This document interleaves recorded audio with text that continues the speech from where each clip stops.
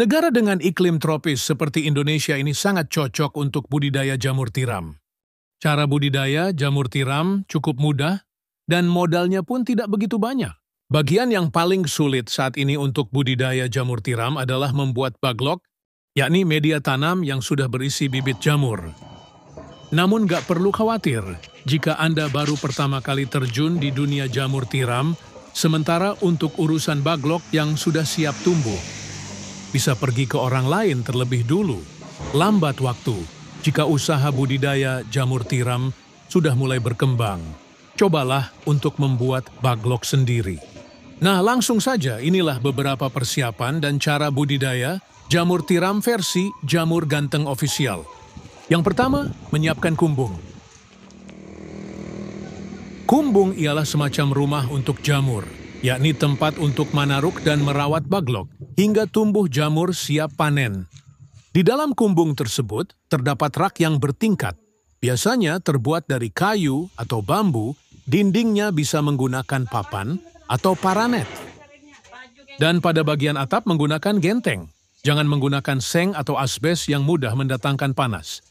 Bagian lantai sebaiknya dibiarkan menggunakan tanah, agar saat terkena air mudah meresap.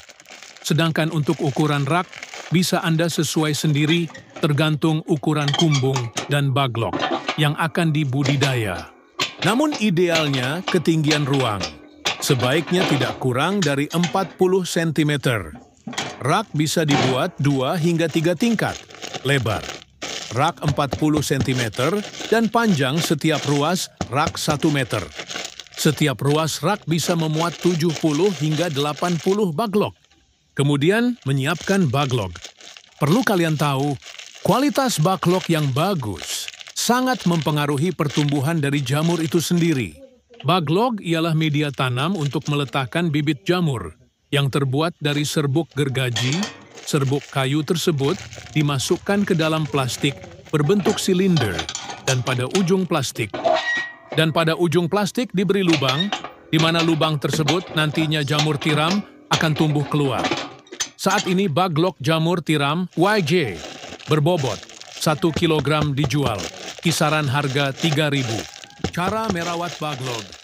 Pertama, silahkan letakkan baglok pada rak yang sudah berada di kumbung.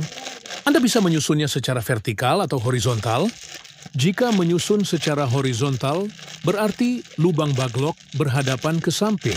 Sedangkan jika secara vertikal, maka lubang baglok menghadap ke atas. Namun biasanya, untuk para pemula lebih milih untuk menyusun baglok secara horizontal. Hal ini dilakukan agar tidak ada air yang masuk secara berlebihan saat nyiram baglok dan proses panen pun bisa lebih mudah. Kapan penyiraman dilakukan? Penyiraman penyemprotan dilakukan setelah panen pertama jamur tiram. Baru dilakukan. Penyiraman biasanya dilakukan sebanyak 3 kali dalam sehari. Lakukan penyiraman dengan sprayer atau sistem kabut frekuensi. Penyiraman 2-3 kali dalam sehari tergantung suhu dan kelembaban kumbung. Proses panen. Inilah proses YG terakhir, yakni panen budidaya jamur tiram. Bila baglok yang digunakan permukaannya telah tertutup sempurna dengan miselium, biasanya dalam waktu 1 hingga 2 minggu sejak pembukaan tutup baglok. Baglok yang memiliki bobot sekitar 1 kg akan menghasilkan jamur sebanyak 0,7 kg. Jamur akan tumbuh dan sudah bisa dipanen jika dirawat dengan baik dan benar. Baglok jamur bisa dipanen hingga 4-5 kali panen. Setelah itu, baglok dibuang atau bisa digunakan bahan ompos. Pemanenan dilakukan terhadap jamur yang telah mekar dan membesar tepatnya bila ujung-ujungnya telah terlihat meruncing. Bila masa panen lewat setengah hari saja, maka warnanya menjadi agak kuning kecoklatan. Bila sudah selesai itu, jamur cepat layu dan tidak tahan lama. Kemudian jarak panen pertama ke panen kedua berkisar 2 hingga 3 minggu. Semoga bermanfaat dan barokah. Amin, amin, amin.